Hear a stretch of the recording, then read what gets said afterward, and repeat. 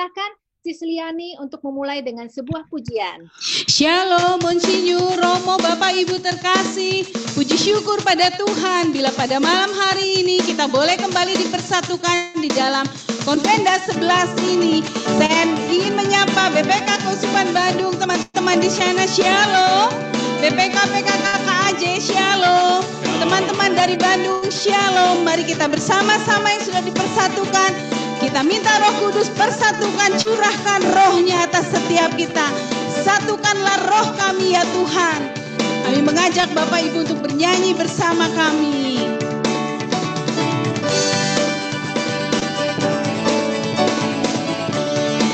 Satukanlah, satukanlah roh kami ya Tuhan.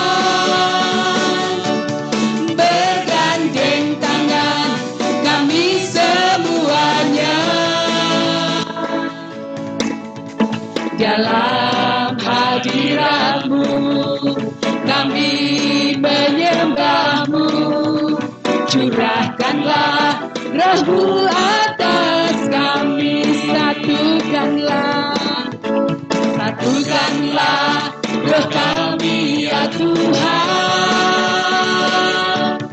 Bergandeng tangan kami semuanya. Dalam hadirat-Mu kami menyembah-Mu. Curahkanlah roh-Mu atas kami. Roh tercurah dari surga. Kami bersuka cita. Roh tercurah dari surga. Bangsa-bangsa bersorak. Roh tercurah dari surga. Gereja Tuhan dibangkitkan. Roh tercurah dari surga. Gereja Tuhan dimenangkan. Semua bangsa-bangsa kan mengaku bahwa Yesus Tuhan. Sekali lagi Bapak Ibu, satukanlah, satukanlah kami ya Tuhan. Bergandeng tangan kami semuanya. Dalam hadirat-Mu kami menyembah-Mu. Curahkanlah roh-Mu atas kami. Bersama-sama roh tercurah dari surga. Amin. Kami bersuka cita. Roh tercurah dari surga. Bangsa-bangsa bersorak. Roh tercurah dari surga. Gereja Tuhan dibangkitkan. Roh tercurah dari surga.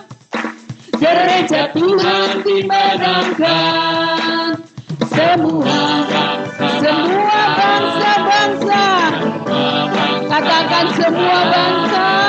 Semua bangsa-bangsa kan mengaku bahwa Yesus Tuhan. Yeay. Terima kasih Tuhan. Semua bangsa-bangsa akan mengaku Engkaulah Tuhan dan Allah kami.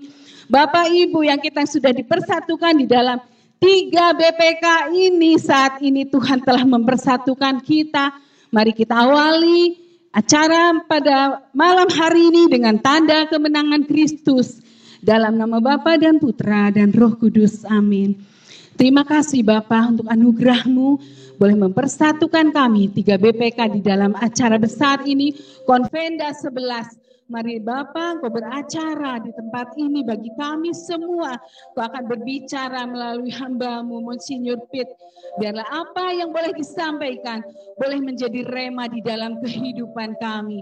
Bapa, sebelum kami masuk untuk mendengarkan sabda kebenaran-Mu, kami mau menyembah Engkau lebih dan lebih lagi.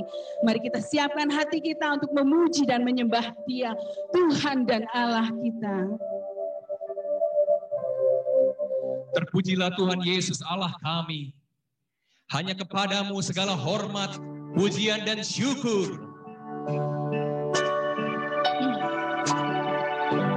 Terima kasih Tuhan, bahwasanya Engkau menciptakan segalanya baik.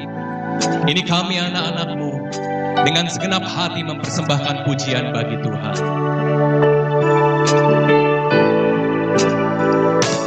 Yesus Tuhan dan Allah kami,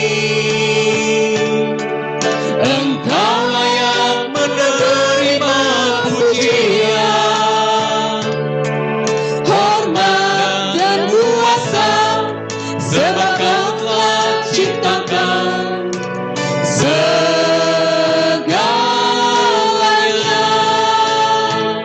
Oleh karena kehendak-Mu, semuanya itu telah ada dan diciptakan untuk kemuliaan-Mu. Terpujilah Tuhan. Hosana, terpujilah Tuhan, terpujilah Tuhan Yesus.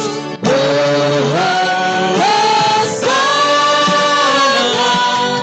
terpujilah Tuhan, terpujilah Tuhan Yesus. Hanya Engkau Tuhan Yesus, Allah yang layak menerima pujian.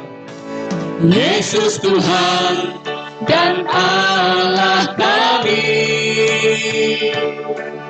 Engkau layak menerima pujian, hormat dan kuasa, sebab Kau telah ciptakan segalanya. Karena kehendak-Mu, oleh karena kehendak-Mu, semuanya itu telah ada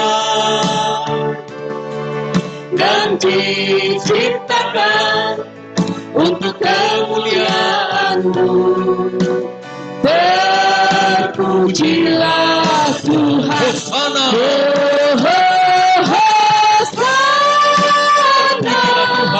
Terpujilah Tuhan, terpujilah Tuhan Yesus. Hosana, terpujilah Tuhan, terpujilah Tuhan Yesus. Hosana,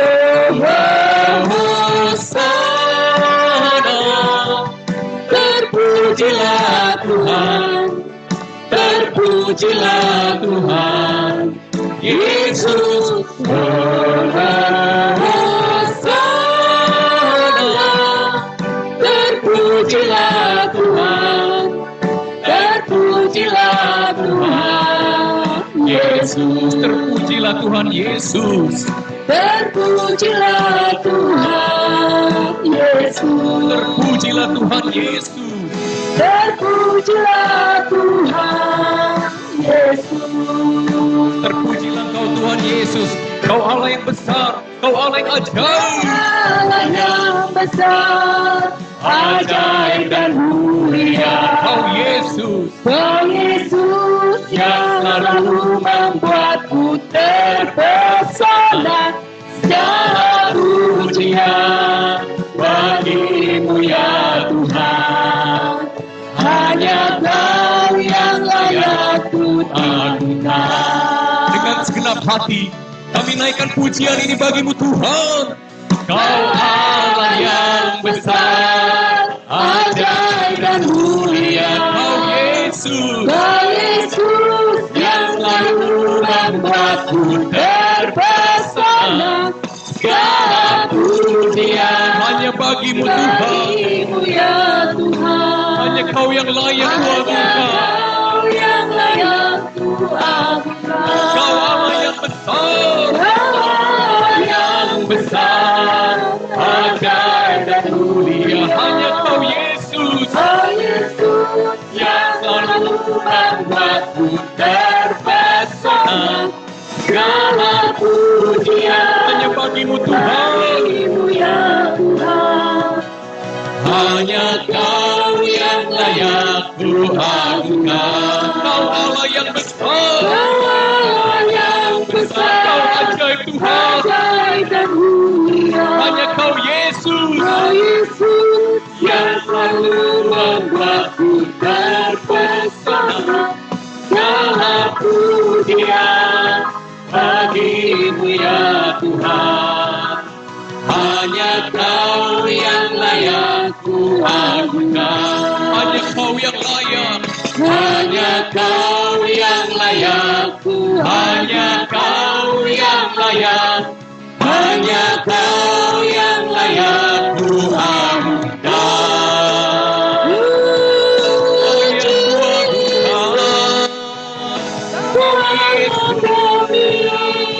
Kau Allah yang besar, Engkau sungguh ajaib, perbuatanmu dahsyat.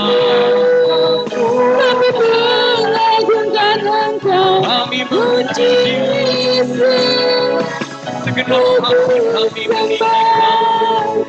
yang benar-benar asing, yang benar-benar asing, Yesus ya, Yesus kami muliakan Engkau, Kau Allah yang besar. Kami agungkan, kami tinggikan Engkau, oh Yesus Tuhanku. Puji, puji terpujilah namamu yang kudus, Kau Allah yang kuagungkan. Terima kasih Tuhan.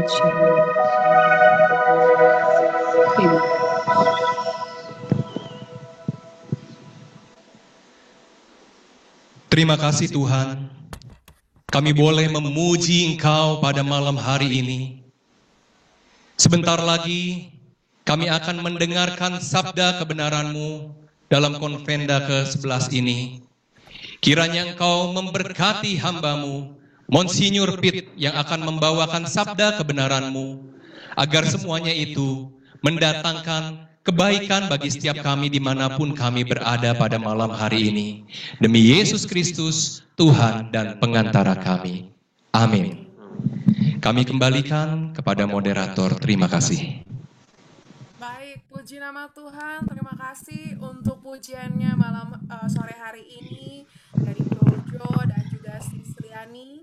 Sungguh pujian hari ini boleh bisa memberkati kita semua dan menyiapkan hati dan pikiran kita untuk sama-sama siap mendengarkan sesi dari Monsinyur. Dan sebelum kita mendengarkan sesi, kita perkenalkan dulu sedikit mengenai Bapak Monsinyur. Baik, sambil menunggu saya bacakan profil singkat mengenai Bapak Monsinyur. Bapak Monsinyur ini merupakan Bapak Monsinyur ini adalah Uskup berada di dari Keuskupan Malang ya, Sis Erlin ya? Ya, betul. Dari Keuskupan Malang, merupakan penasehat episkopal BPN PKKI. Nah, beliau ini sekarang domisilinya ada di Malang. Itu aja kali ya perkenalan singkatnya, dan temanya tadi sudah disebutkan juga sama Sis Mimi. Hari ini kita akan sama-sama mendengarkan pengajaran dari Monsinyur Pitt. Monsinyur, waktu dan tempat dipersilakan. Silakan, Monsinyur. Ya, terima kasih. Selamat malam para romo, imam, para saudara-saudari yang terkasih dalam Kristus. Shalom. Tema yang ditawarkan kepada saya berjudul dimuridkan untuk memuridkan. Untuk itu saya sudah mempersiapkan PowerPoint.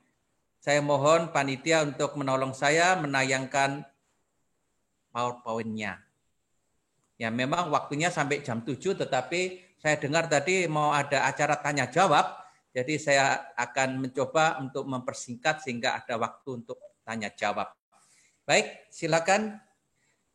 Ini next judul yang diberikan kepada saya. Arti judul ini sangat jelas, ya, dan logis.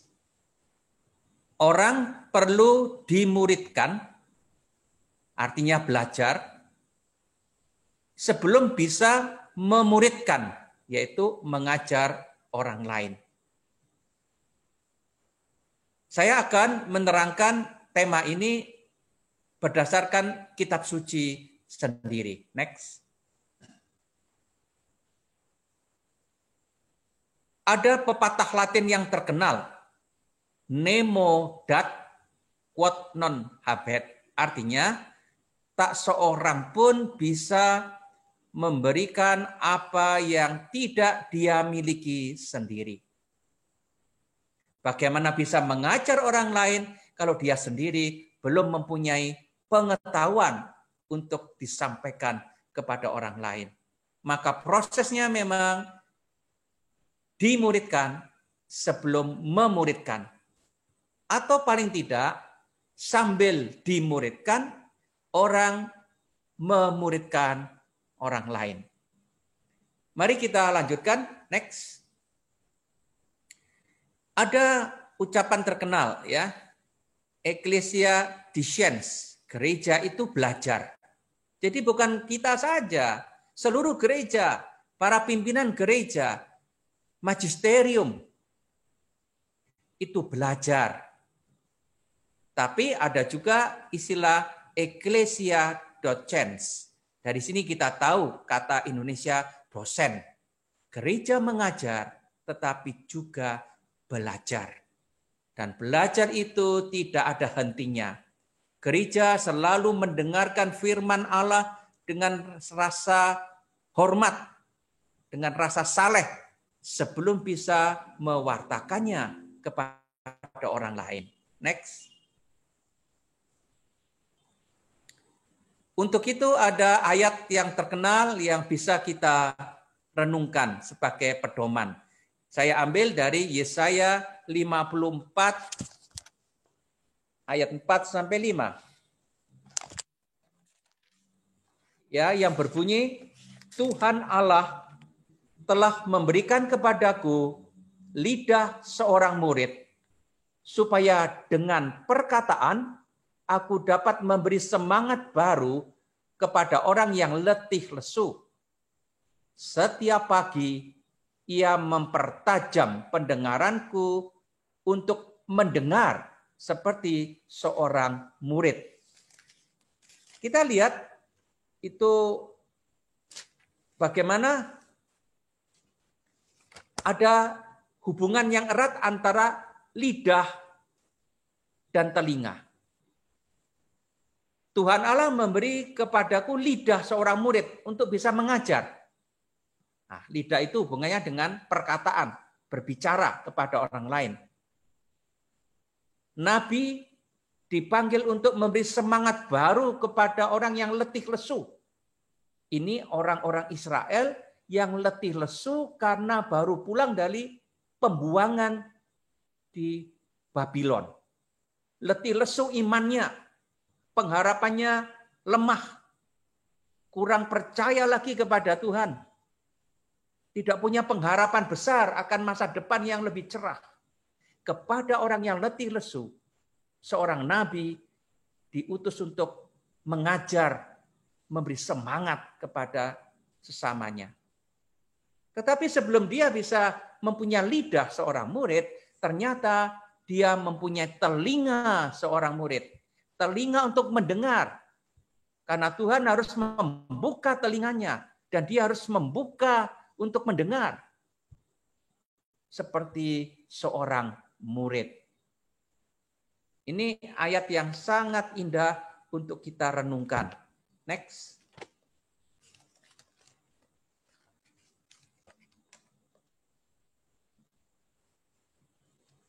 Jika seorang yang ilmunya sangat terbatas, mengajar orang lain, bisa jadi dia menyesatkan muridnya. Yesus pernah berfirman, jika orang buta menuntun orang buta, pasti keduanya jatuh ke dalam lubang. Dan itu bahayanya kalau para pewarta firman terlalu cepat, itu terlalu mendadak tiba-tiba menjadi pembawa firman. Belum ada tradisi yang kuat yang membentuk pikiran dan hatinya. Tapi dia terlalu cepat bersemangat memberi firman. Ada bahaya. Ya, bahwa dia bisa memberikan apa yang tidak benar. Menyesatkan. Saya tidak mau menghalangi seorang pun untuk mewartakan firman. Tidak. Setiap orang boleh. Tetapi bagi mereka yang secara profesional mau menjadi pengajar bagi orang lain, mau tidak mau dia harus belajar. Menjadi pendengar yang baik sebelum bisa mengajar dengan baik. Next.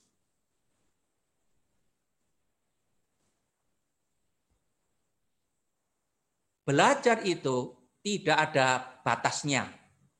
Apalagi kalau kita mempelajari Alkitab. Apalagi kalau kita mau mendalami amanat-amanat Tuhan dalam Alkitab. Alkitab itu suatu harta yang begitu kaya, yang tak pernah habis kita pelajari. Tidak akan pernah habis untuk kita perdalam. Tidak pernah habis kita kuras. Karena itu suatu sumber yang terus mengalirkan air segar. Maka jangan puas diri dengan mengatakan, firman ini saya tahu. Oh, dari kecil saya tahu firman ini. Firman Allah pada saat-saat tertentu bisa memberi kita sesuatu yang mungkin selama belasan tahun sebagai pewarta firman tidak pernah kita lihat. Dengan kata lain, tidak pernah kita boleh merasa sudah kaya, sudah tahu. Terus, next. Banyak tokoh besar dalam Alkitab memiliki persiapan luar biasa sebelum dan selama mereka memimpin umat Allah. Saya mulai dengan tokoh terkenal yaitu Musa. Nabi Musa sebelum diangkat menjadi pemimpin bangsa Israel dalam usaha melarikan diri dari Mesir adalah seorang pangeran. Ya, next. Dia itu dipungut oleh putri Firaun di Mesir dan diperlakukan sebagai pangeran. Dikatakan dalam Kisah Para Rasul, 40 tahun Musa ada di Mesir, mempelajari berbagai macam ilmu dan keterampilan yang dapat dia peroleh sebagai seorang pangeran di istana Mesir yang sangat terkenal, kebudayaannya sudah tinggi. Sudah ribuan tahun sebelum Kristus punya kebudayaan tinggi. Musa mempelajari ilmu perang, mempelajari ilmu memimpin, ilmu macam-macam lah. Baru setelah itu, dia dipanggil Tuhan untuk membimbing umat Israel keluar dari Mesir. Next. Dalam Kisah Para Rasul, dikatakan Musa dididik dalam segala hikmat orang Israel. Dan ia berkuasa dalam perkataan dan perbuatannya. Artinya hebat sekali perkataan maupun tingkah lakunya. Tindakan-tindakannya luar biasa. Dididik dalam segala macam hikmat orang Mesir. Next. Pada waktu ia berumur 40 tahun, timbullah keinginan dalam hatinya untuk mengunjungi saudara-saudaranya, yaitu orang-orang Israel. 40 tahun mempersiapkan diri. Next. Sekarang tokoh dalam perjanjian baru. Para rasul. Lebih singkat lagi, 12 rasul. Para rasul dididik secara intensif oleh Yesus sendiri selama 3 tahun. Sejak dipanggil, para rasul selalu mengikuti Yesus kemanapun dia pergi. Begitu mereka dipanggil menjadi rasul, mereka tidak meninggalkan Yesus lagi. Maka kalau kita membaca Injil, kita selalu melihat Yesus bersama para murid.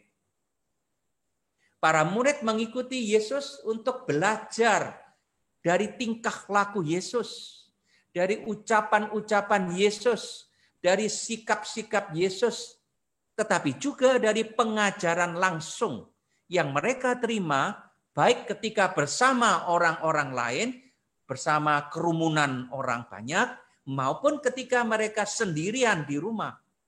Sering Yesus harus memberikan pelajaran khusus kepada para muridnya ini. 3 tahun penuh dididik untuk itu. Next. Sekarang kita lihat Paulus. Paulus seorang ahli Taurat yang dididik di Yerusalem. Padahal rumahnya itu di Tarsus, di Turki. Rupanya orang tuanya kaya sehingga bisa mengirim pemuda atau remaja Paulus ke luar negeri untuk memperoleh pendidikan di bawah bimbingan rabi terkenal waktu itu, Gamaliel. Paulus bangga bahwa dia menjadi murid orang besar ini. Sesudah bertobat dan menjadi rasul Yesus, Paulus menggunakan keahliannya, pengetahuannya sebagai seorang ahli Taurat Yahudi untuk menjelaskan kepada orang lain misteri Yesus Kristus. Itu bukan dia buang, dia tidak membenci apa yang dia pelajari sebelumnya, tetapi dia manfaatkan untuk pewartaan Injil. Next.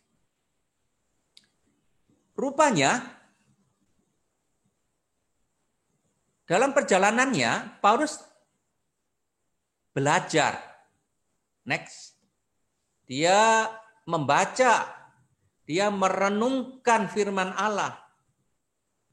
Maka dalam surat kedua kepada Timotius 4:13, dia berpesan supaya kitab-kitabnya yang ketinggalan dibawa. Next. Jadi Paulus membawa kitab-kitab selama perjalanan. Tanda dia tidak pernah berhenti belajar meskipun dia sudah lulus sebagai ahli Taurat. Lalu kita lihat Apolos, seorang yang mahir sekali dalam hal kitab suci, dikatakan dalam Kisah Para Rasul. Mahir sekali dalam hal kitab suci. Tetapi dia tetap harus belajar lebih lanjut dari Aquila dan Priscilla, suami istri Yahudi yang sudah lebih dahulu menjadi pengikut Kristus.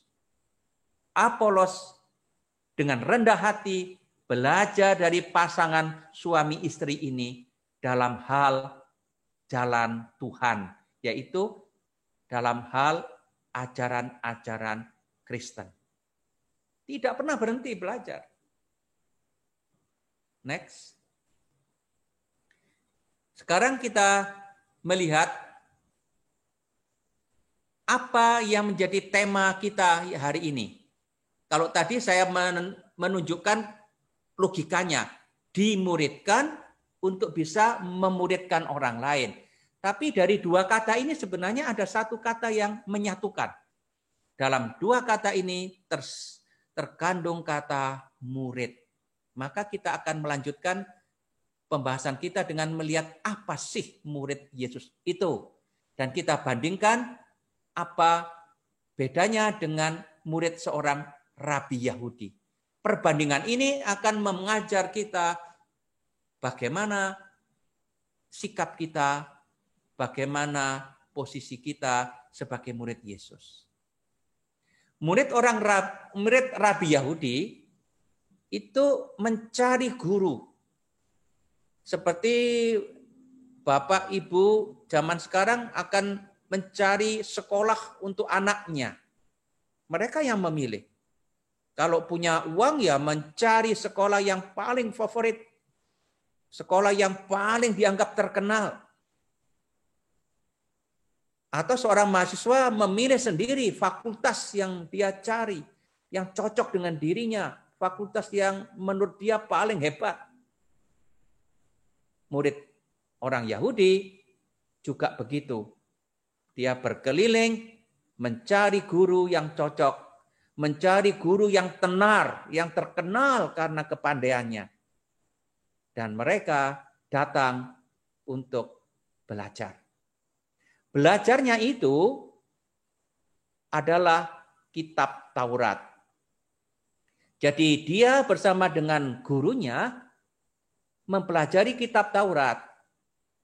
Fokusnya adalah kitab Taurat. Itu yang pertama. Yang kedua, tidak perlu ada hubungan pribadi dengan sang guru. Murid boleh menghormati guru atau harus menghormati guru, tapi tidak harus ada hubungan pribadi yang dekat sekali, intim. Tidak perlu. Mungkin mereka berdebat selama belajar, berdebat dengan gurunya. Dan suatu saat, murid rabi Yahudi akan berpisah dengan gurunya setelah tamat. Dan mungkin dia sendiri akan membuka perguruan baru. Dia akan menjadi rabi baru. Itulah murid seorang rabi Yahudi. Bagaimana murid seorang Yesus? Beda sekali. Next. Murid Yesus tidak memilih Yesus. Tetapi seperti dikatakan Yesus nanti, bukan kamu yang memilih aku, tetapi akulah yang memilih kamu. Yesus yang memilih dan memanggil para murid. Untuk itu, saya akan mengajak Anda untuk melihat Injil Yohanes pasal 1, ayat 35. Dan seterusnya. Panggilan murid-murid yang pertama. Ya. Supaya kita bertitik tolak langsung dari Alkitab ya. Kalau kita lihat panggilan murid-murid Yesus yang pertama dalam Injil Yohanes pasal 1 ayat 35 dan seterusnya. Dikatakan, pada keesokan harinya Yohanes berdiri di situ pula dengan 2 orang muridnya. Dan ketika ia melihat Yesus lewat, ia berkata, lihatlah anak domba Allah. Kedua murid itu mendengar apa yang dikatakannya itu, lalu mereka pergi mengikuti Yesus. Para saudara yang terkasih, murid Yohanes Pembaptis mengikuti Yesus karena Yohanes Pembaptis memberi kesaksian tentang Yesus. Yohanes Pembaptis menjadi pengantara. Dialah yang mengantar muridnya untuk mengikuti Yesus. Tetapi sangat menarik. Bukan para murid yang menyapa Yesus, tetapi Yesus yang lebih dulu menoleh. Yesus lebih dulu melihat 2 orang itu dan dia yang menyapa 2 orang itu. Apakah yang kamu cari? Pertanyaan yang sangat penting. Mencari apa? Pertanyaan yang sama ditujukan kepada kita setiap murid Yesus. Apa yang kita harapkan dari Yesus? Ternyata banyak orang mencari Yesus itu karena alasan yang sepele. Orang tua-tua mengatakan nanti kalau saya tidak jadi Katolik, siapa yang mendoakan saya? Ada orang yang ingin sukses bisnisnya, lalu menjadi orang Katolik atau orang Kristen. Banyak yang motivasinya tidak murni. Penting sekali menjawab pertanyaan Yesus. Apa yang kamu cari? Apa yang kita lihat pada Yesus? Jadi para murid itu meskipun dihantar oleh orang lain, pada akhirnya Yesus yang menoleh, melihat, menyapa. Nah, kalau kita baca lanjutnya, murid-murid Yesus yang lain, seperti yang kita tahu, 2 murid Yohanes, salah satunya bernama Andreas. Lalu Andreas mengajak saudaranya, namanya Simon, dia memberi kesaksian juga. Ya, kepada Simon, Andreas itu mengatakan, kami telah menemukan Mesias. Pada ayat 42. Andreas memberi kesaksian. Kalau Yohanes Pembaptis kesaksiannya, lihatlah anak domba Allah. Andreas, kami telah menemukan Mesias. Dan dari situ dia terdorong menghantar saudaranya Simon untuk ketemu Yesus. Tetapi apa yang menarik, ketika Andreas membawa Petrus kepada Yesus, Yesus memandang dia. Yesus melihat dia lebih dulu.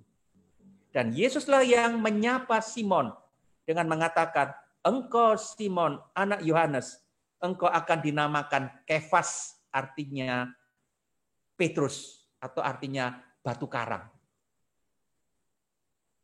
Yesus memberi nama baru kepada Petrus, kepada Simon, yaitu nama Petrus yang artinya batu karang. Seorang murid Yesus mendapat tugas dari Yesus. Ada perubahan nasib, perubahan tugas hidup. Nanti akan kita lihat lagi dalam perikop lain. Ya, jadi kita teruskan lagi. Filipus menghantar Natanael. Ketika Yesus melihat Natanael, dia yang lebih dulu menyapa Natanael. Jadi benar apa yang dikatakan Yesus, bukan kamu yang memilih aku, tetapi akulah yang memilih kamu. Itu murid Yesus. Para murid belajar pada Yesus baik ajaran, sikap maupun perbuatannya. Nah, itulah yang saya katakan tadi dengan kata mengikuti. Next. Para murid tetap menjadi murid Yesus. Dalam Matius 23 ayat 8, Yesus bersabda, janganlah kamu disebut rabi, karena hanya satu rabimu, dan kamu semua adalah saudara. Guru kita hanya satu. Kita semua saudara, sederajat. Kita sama-sama murid Yesus. Tidak pernah seorang murid Yesus akan menjadi guru yang menyaingi Yesus. Tidak. Murid Yesus akan menjadi murid seumur hidup. Next. Hubungan pribadi dengan Yesus merupakan hal yang amat hakiki, esensial. Kalau tadi saya katakan seorang murid rabi tidak perlu punya hubungan batin, hubungan pribadi dengan sang rabi, tapi dalam hal Yesus, pemuridan menurut kitab Perjanjian Baru, itu justru sangat penting. Menjadi murid Yesus artinya punya hubungan pribadi dengan Yesus, hubungan yang begitu erat sampai digambarkan Yesus itu pokok anggur dan kita ranting-rantingnya.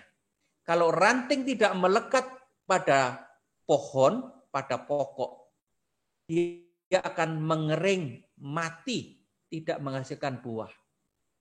Mati hidupnya seorang murid Yesus sangat tergantung dari hubungannya dengan Yesus. Seorang murid Yesus harus bersatu dengan Yesus. Kita bukan hanya di belakang Yesus.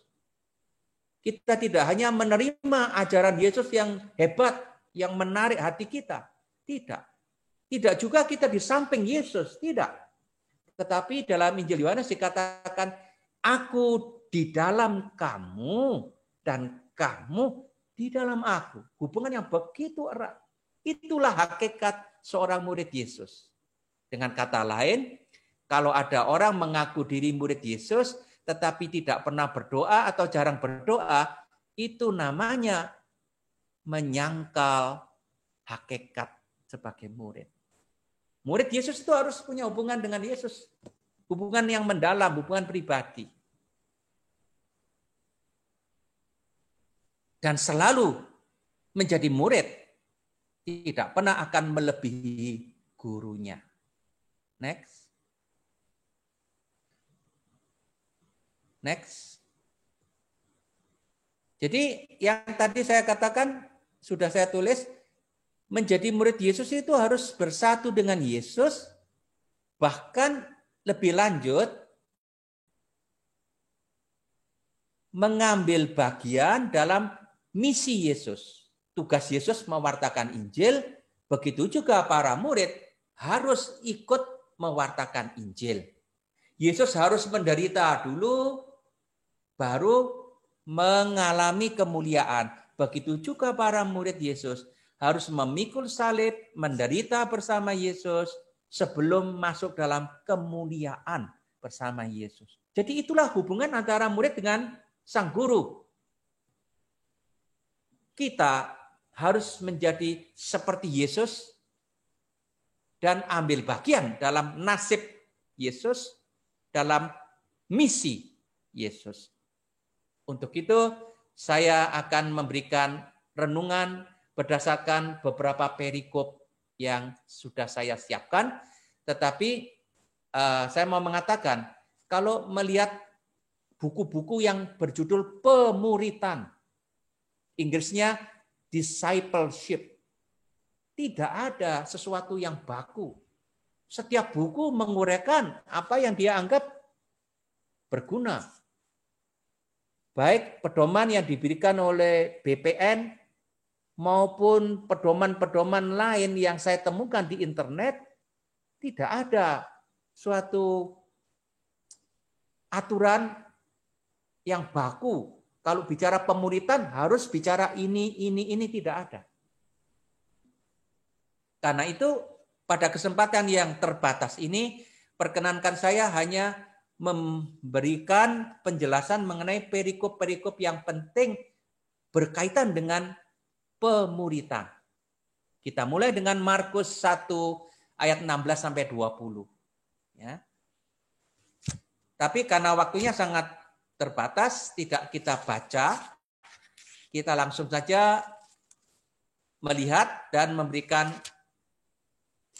beberapa catatan. Markus 1:16-20, Yesus melihat para muridnya sedang bekerja di Danau Galilea. Yesus yang melihat lebih dulu, Yesus yang menyapa mereka lebih dahulu dan mengatakan, ini pada pasal 1 ayat 16-20, ayat 17. Mari ikutlah aku. Ya, Yesus yang mengajak, mari ikutlah aku.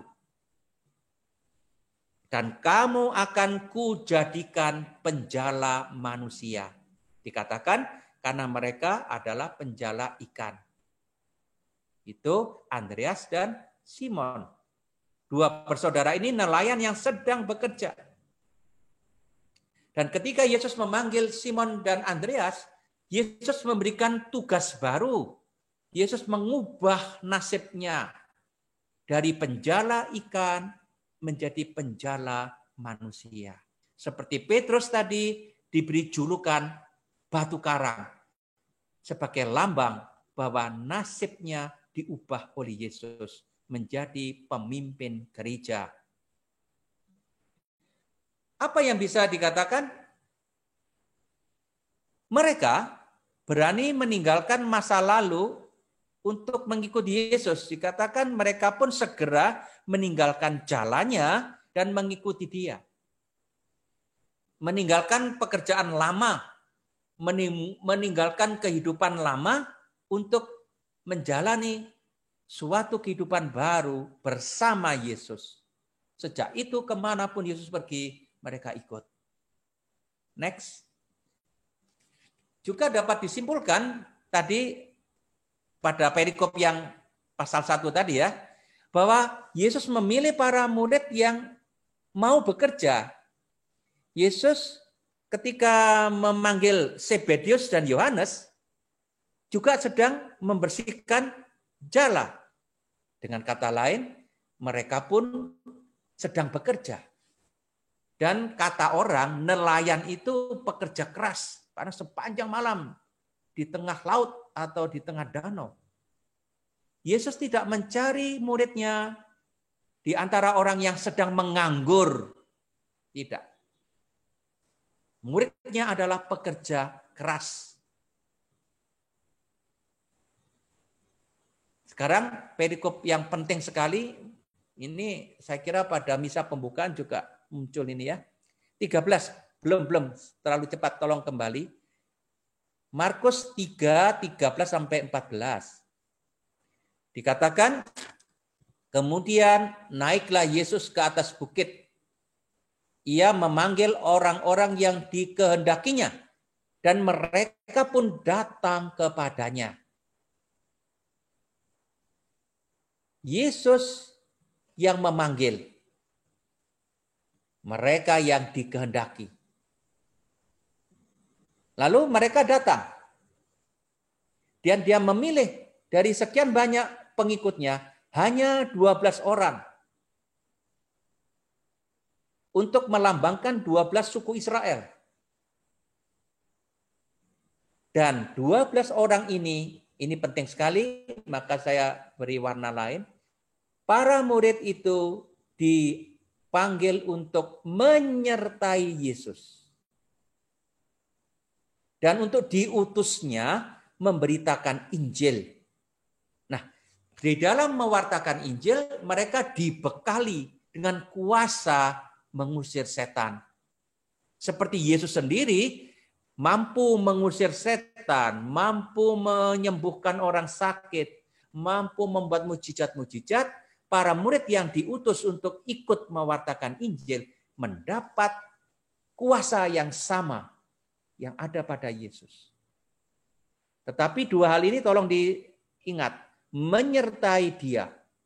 Itulah hakikat murid Yesus. Maka kalau kita membaca pengkhianatan Yudas pada Markus pasal 14 atau apa, itu kita bisa melihat bahwa Yudas itu, Markus 14, meninggalkan Yesus. Persis kebalikan dari perikop ini. Yudas pergi kepada imam-imam kepala yang adalah musuh Yesus. Sebelumnya dia datang kepada Yesus. Itulah pengkhianatan Yudas. Dia meninggalkan Yesus untuk datang kepada musuh-musuh Yesus. Itu hakikat murid, ya, menyertai Yesus dan ambil bagian dalam tugas Yesus. Next. Nah, ini sudah saya mulai. Next.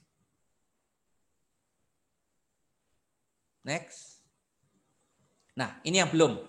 Mereka tinggal pada Yesus. Kalau dalam Markus tadi menyertai Yesus, kemanapun dia pergi menyertai Yesus. Di dalam Injil Yohanes lebih dipakai gambaran yang indah, tinggal pada Yesus. Seperti ranting tinggal pada pokok anggur. Mereka dipanggil Yesus, tinggal bersama Yesus sampai malam.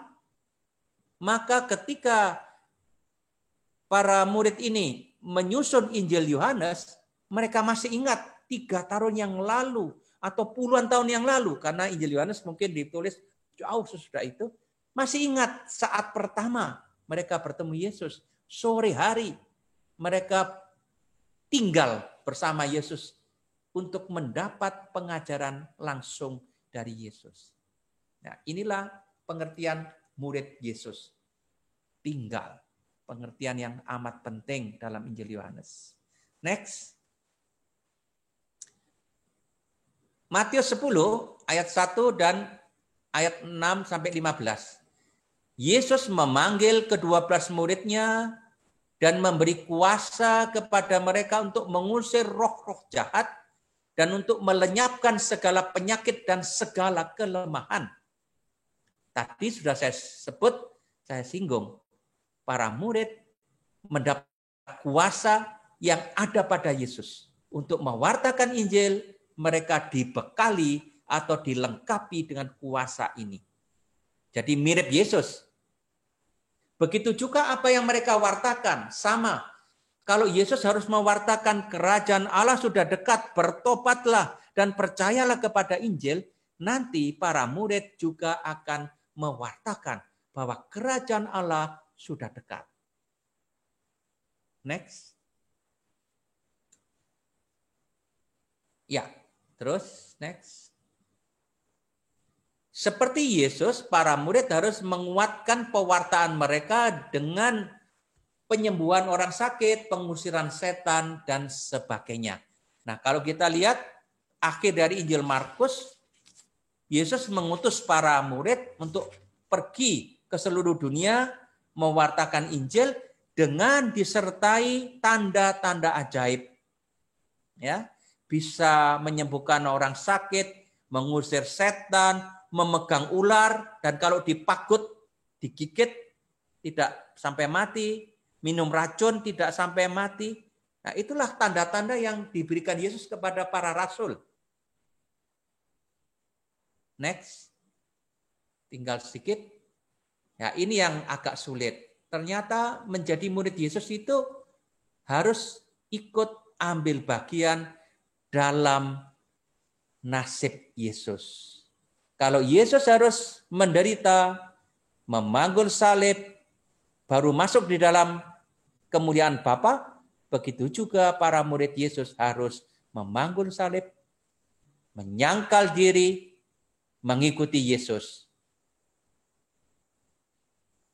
Masih banyak hal yang bisa kita pelajari tentang pemuritan, tetapi untuk sementara inilah intisarinya. Karena waktunya terbatas, semula katanya mau minta break, tapi karena ini kan hanya 1 jam, tidak usah break saja ya. Saya mengira tadi 5:30 itu sudah langsung saya memberi ceramah. Tapi ternyata baru jam 6, maka tidak perlu break. Sisa waktunya mari kita pakai untuk dialog. Tadi dijanjikan pertanyaan akan ditampung dan saya akan menjawab sebisanya apa yang diajukan. Terima kasih. Saya serahkan kepada moderator. Ya, baik.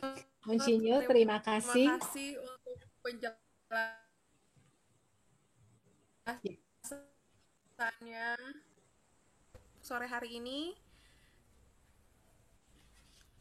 Ya, si Sherlyn dilanjut. Oke, pertanyaannya aku langsung bacain aja ya untuk Bapak Monsinyur. Ya. Monsinyur, pertanyaannya seperti ini. Gereja Katolik sering dipandang kurang radikal dalam pemuritan, tidak seperti di luar Katolik. Apakah ini kita pandang sebagai refleksi kita, atau kita terus berargumen pemuritan Katolik adalah dengan tingkah laku yang baik dan benar? Begitu, Monsinyur, pertanyaannya. Ya, saya tidak tahu pertanyaan ini latar belakangnya perbandingan dengan gereja mana. Ya. Gereja mana? Gereja Protestan tentunya, karena Katolik toh, tentu kalau bicara tentang Katolik, bicara tentang gereja Protestan. Tetapi gereja Protestan kan begitu banyak. Ada gereja tertentu yang memang menekankan pemuritan. Memang. Tapi saya yakin gereja Katolik pun Meskipun tidak sehebat mereka, seintensif mereka, Gereja Katolik tetap melakukan pemuritan, tetapi dengan cara yang tidak sama dengan mereka.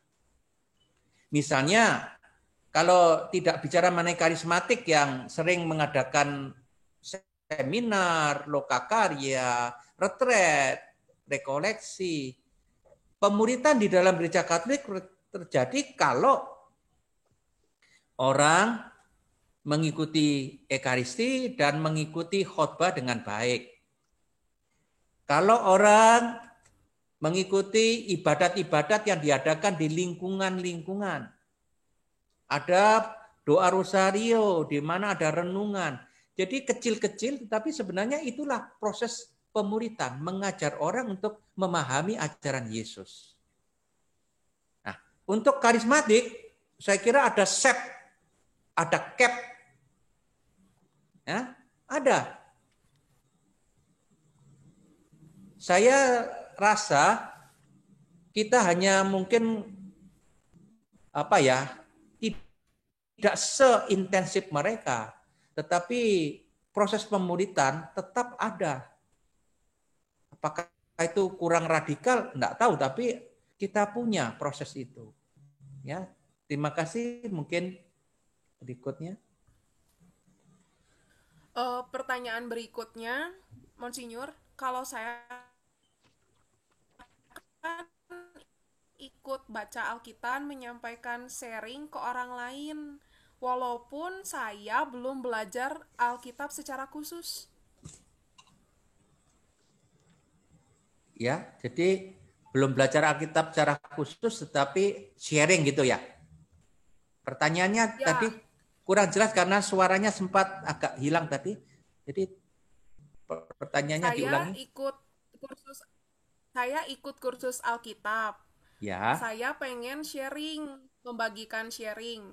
Boleh tidak, Monsinyur? Saya belum ikut pengalaman Alkitab. Oke. Sharing itu hanya mengungkapkan pendapat pada waktu seseorang mendengar atau merenungkan firman Allah. Sharing selalu boleh. Sharing bukan pengajaran. Ya.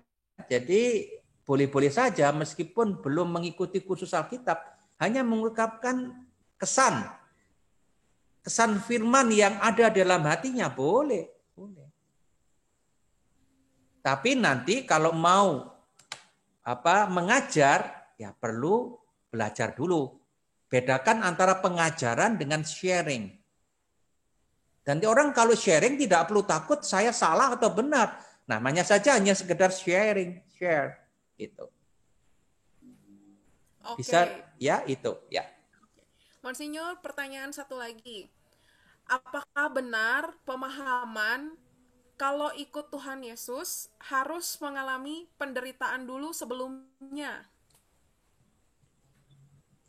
Saya yakin harus. Karena Yesus sendiri mengatakan barang siapa mau menjadi pengikutnya harus memanggul salibnya setiap hari dan mengikuti Yesus. Sekarang salib itu bentuknya macam-macam. Siapakah manusia yang tidak pernah menderita, tidak punya masalah? Ya, semua punya. Ada yang berat, ada yang ringan. Tapi semua pasti punya penderitaan tertentu dalam hidupnya. Dan itu di dalam Injil dikatakan sebagai suatu bentuk persyaratan untuk menjadi murid Yesus. Memanggul salibnya dan mengikuti Yesus. Harus. Nah, dalam Injil Lukas pasal 24 memang dikatakan bahwa Yesus harus menderita dan bangkit dari antara orang mati pada hari ketiga. Jadi harus menderita dulu baru bangkit. Ini pasal 24 ayat 46. Begitu juga dengan kita. Kalau guru kita harus, kita juga harus. Begitu jawabannya. Ya, apakah masih ada waktu lagi?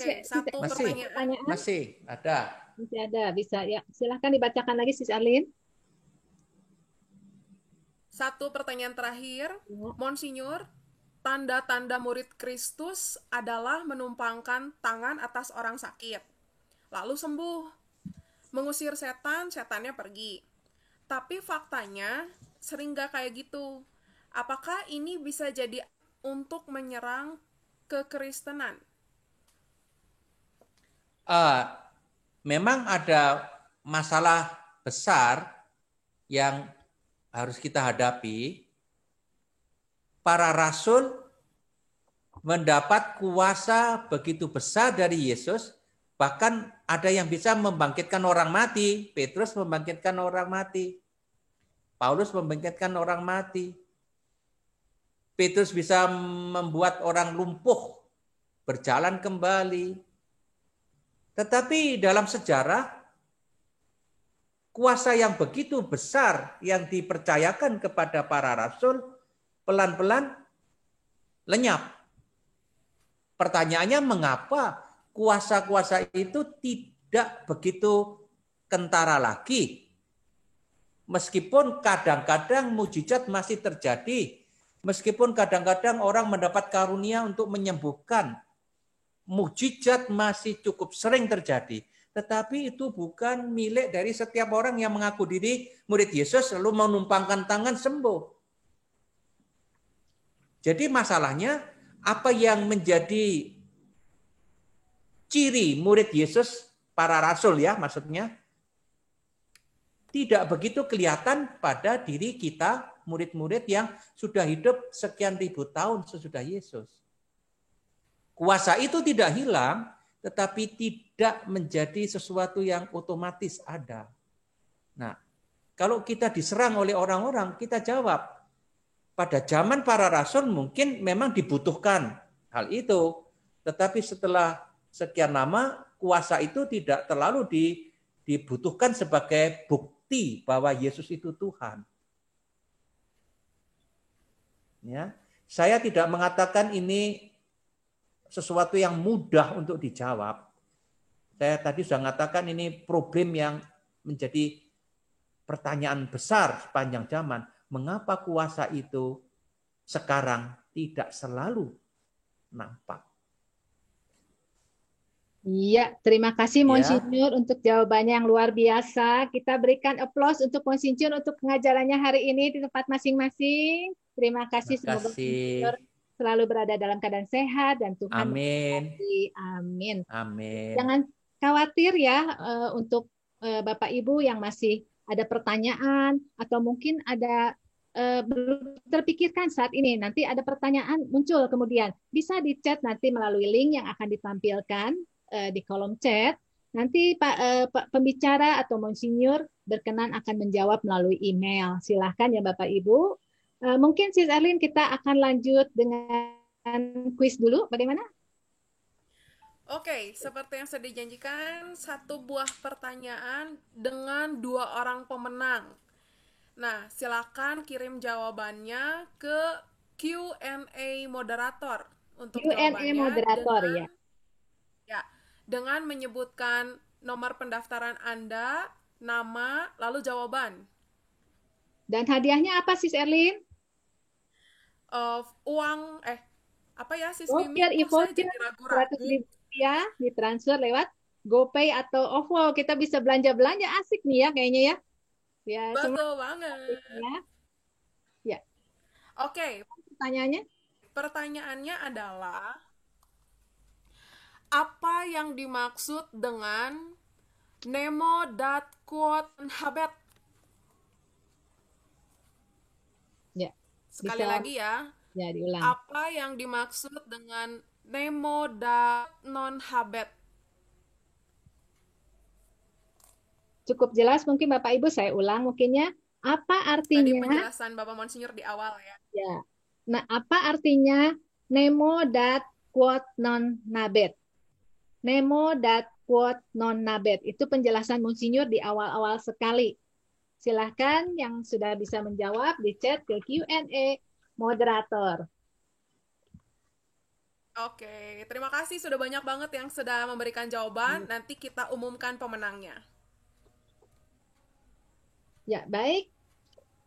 Berikutnya kita akan ada slide persembahan kasih. Mungkin bisa ditayangkan, panitia. Kami mengucapkan terima kasih untuk para sponsor dan para donatur yang telah berkenan untuk memberikan persembahan sumbangan sponsor untuk terlaksananya Kovenda 2020 ke-11 ini. Persembahan kasih bisa ditayangkan di layar Bapak Ibu ke rekening BCA 008, ini udah kelewat. BCA 008 378. Bisa dibantu Sis Elin? Sebentar. BCA 008 373 8283. Sekarang sudah kelihatan atas nama Vera Harja. Ya. Demikian untuk acara hari ini. Kita akan lanjut mungkin dengan sebuah pujian. Nanti jangan kemana-mana karena di akhir acara ini akan diumumkan siapa pemenang kuis tadi. Mari silakan untuk Brojo dan tim pujian PD Kemuning. Saya bisa. Oke. Saya percaya kita semua diberkati Tuhan. Brojo, mohon maaf sebentar. Monsinyur, kalau Monsinyur waktunya berhalangan, kami mohon berkat sekarang kalau Monsinyur tidak keberatan. Ya, kalau saya akan ada acara bentar lagi, saya berkati dulu ya. Ya. Tuhan sertamu. Semoga Allah yang Maha Kuasa memberikan kepada kita, kepada keluarga kita, kepada pelayanan kita, segala karunia yang kita perlukan untuk bisa mengikuti Yesus putranya sampai mati. Semoga Roh Kudus dicurahkan untuk mencerahkan hati dan budi kita, agar kita dapat mengerti ajarannya yang seringkali melampaui kemampuan akal budi kita. Semoga Yesus sendiri menyertai kita sebagai guru kita, menyertai kita sampai akhir dunia. Untuk itu, semoga saudara sekalian diberkati oleh Allah yang Maha Kuasa, Bapa dan Putra dan Roh Kudus. Amin. Shalom. Selamat lanjutkan. Baik, Terima kasih Monsinyur. Sama-sama. Oke, saya percaya kita semua diberkati Tuhan pada malam hari ini. Saya mau lihat yang diberkati Tuhan, boleh angkat kedua jempolnya tinggi-tinggi. Berikan sorak-sorai yang terbaik buat Tuhan Allah kita. Yang memberkati kita, yang menyatakan segala kebaikan bagi kita, yang menyatakan anugerahnya yang sangat besar bagi kita. Mari kita semua yang diberkati Tuhan, kita katakan, kita angkat pujian yang terbaik buat Tuhan. Aku diberkati, aku dilimpahi, karena Allah sanggup untuk menyediakan. Aku diberkati, aku dilimpahi atas sempurna anugerah Tuhan bagiku. Mari semua diberkati Tuhan, katakan, kamu diberkati, kamu dilimpahi, karena Allah sanggup untuk menyediakan. Kamu diberkati, kamu dilimpahi atas sempurna anugerah Tuhan bagiku. Terpujilah Tuhan untuk kasih setiamu yang tak berkesudahan dalam hidup kami. Terpujilah Allah yang melimpahkan segala yang baik buat kami. Anugerahmu luar biasa Tuhan. Kasih setiamu nyata bagiku, hikmatmu, hikmat kebajikan tersedia bagiku. Sebab Allah sanggup limpahkan segalanya, dan anugerahnya sangat besar bagiku. Seperti berkati Tuhan, katakan, aku diberkati, aku diberkati.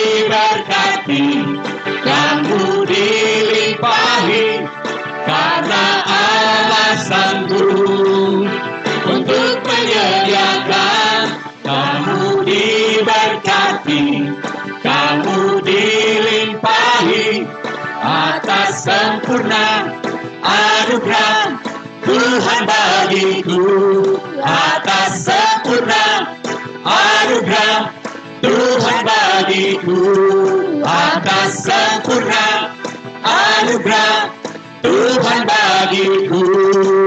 Berikan sorak-sorai buat Tuhan Allah kita. Terpujilah Tuhan. Haleluya. Haleluya.